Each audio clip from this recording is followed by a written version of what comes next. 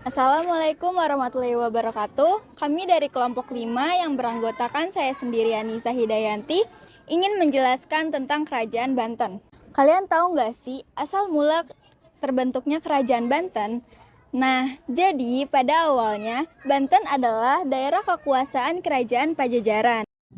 Pajajaran mengadakan hubungan dagang dengan Portugis di Malaka guna membendung meluasnya kekuasaan Demak. Akibatnya, pada tahun 1526, Sultan Tranggono dari Demak mengutus Paletehan dan Pangeran Karbon yang masih mempunyai hubungan darah dengan keluarga Raja Pakuan Pajajaran yang beragama Islam untuk merebut Banten dari pantai utara Jawa Barat. Usaha itu berhasil dengan gemilang. Banten, Sunda Kala, dan Cirebon jatuh ke tangan Paletehan. Sejak itu, agama Islam berkembang pesat di Jawa Barat. Banten segera tumbuh menjadi bandar yang penting di Selat Sunda. Setelah Malaka jatuh di tangan Portugis, karena pedagang-pedagang dari Gujarat, India, Timur Tengah, Arab, dan sebagainya enggan melabuh ke Malaka. Pada tahun 1522, George de Albuquerque, gubernur Portugis di Malaka, mengirim Hendrik menemui Raja Samiam di Sunda untuk mengadakan perjanjian dagang dengannya. Pada tanggal 21 Agustus, kesepakatan dagang antara Portugis dan Sunda Kelapa akhirnya disepakati. Dalam perjanjian ini, Kerajaan Sunda berkewajiban membayar 1000 bahar lada setiap tahunnya dan Kerajaan Sunda Pajajaran memberikan sebuah wilayah untuk dijadikan benteng Portugis. Sebagai imbalannya, Portugis akan melindungi Kerajaan Sunda Pajajaran dari serangan kerajaan Islam yang saat itu telah berkembang di Pulau Jawa bagian tengah.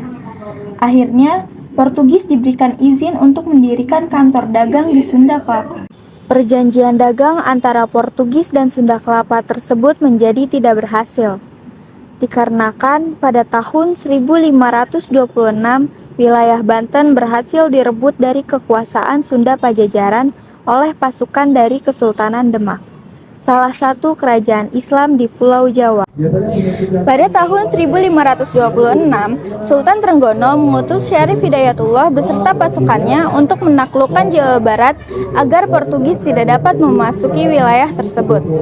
Wilayah Banten akhirnya jatuh ke tangan Kesultanan Demak.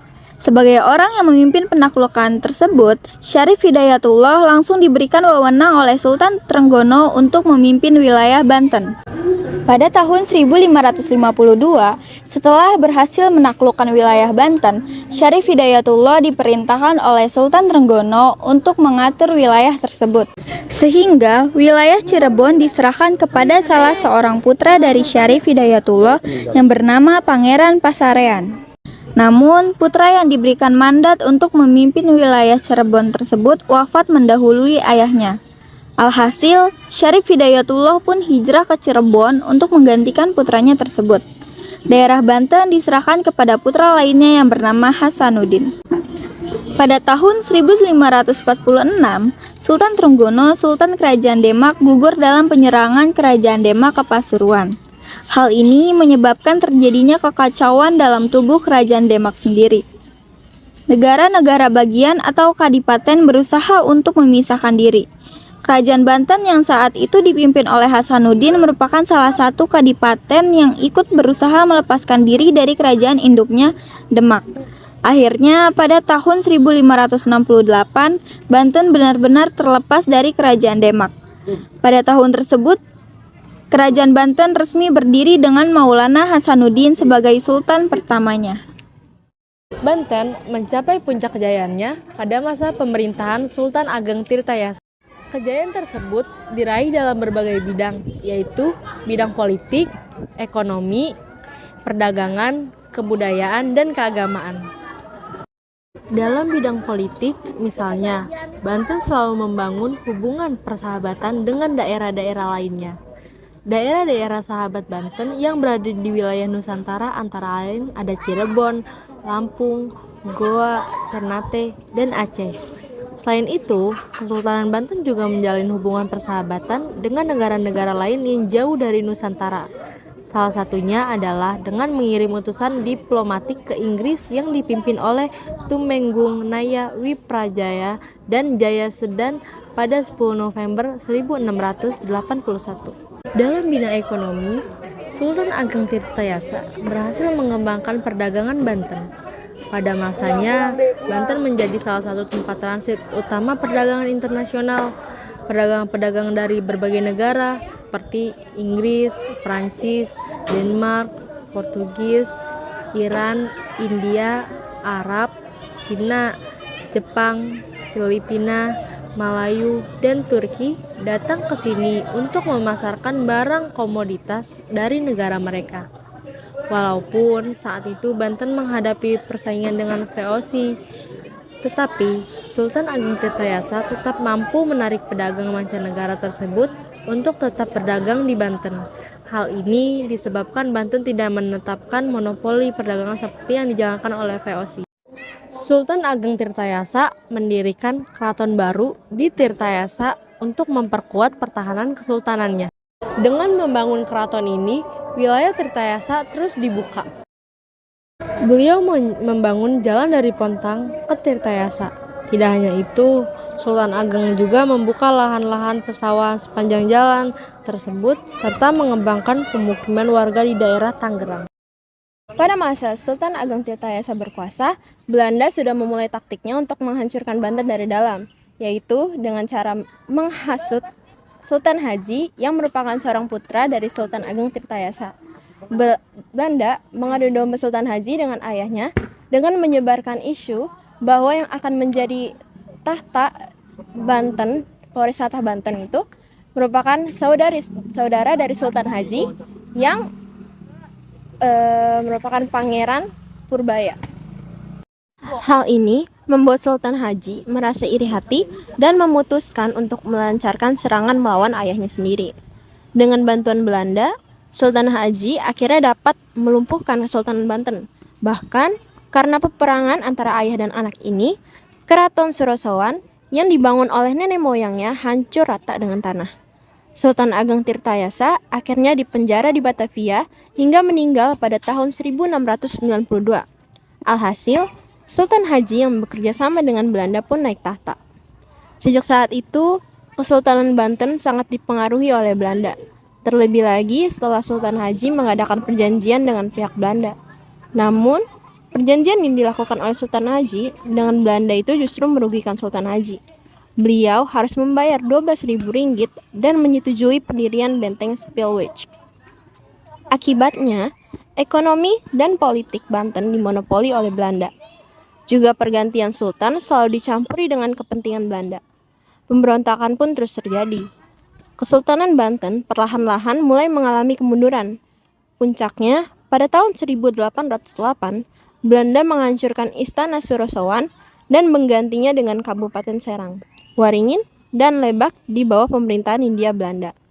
Pada tahun 1813, pemerintahan Inggris membubarkan Kesultanan Banten dan Pangeran Syafiuddin yang sedang berkuasa dipaksa untuk turun tahta.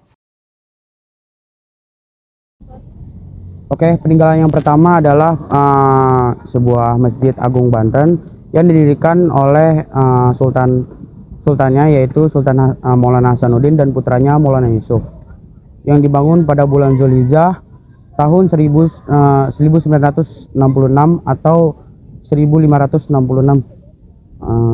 Masehi. Masjid Agung ini merupakan salah satu peninggalan yang sangat penting dikarenakan itu adalah salah satu dari 4 komponen utama yang wajib ada di pusat kota Jawa zaman dahulu. Masjid ini berlokasi di Desa Banten Lama, Kecamatan Kasemen, Kota Serang, Provinsi Banten. Masjid Agung Banten memiliki keunikan arsitektur tersendiri. Hal ini dikarenakan Masjid Agung Banten dirancang oleh 3 orang arsitek yang berasal dari 3 bangsa yang berbeda.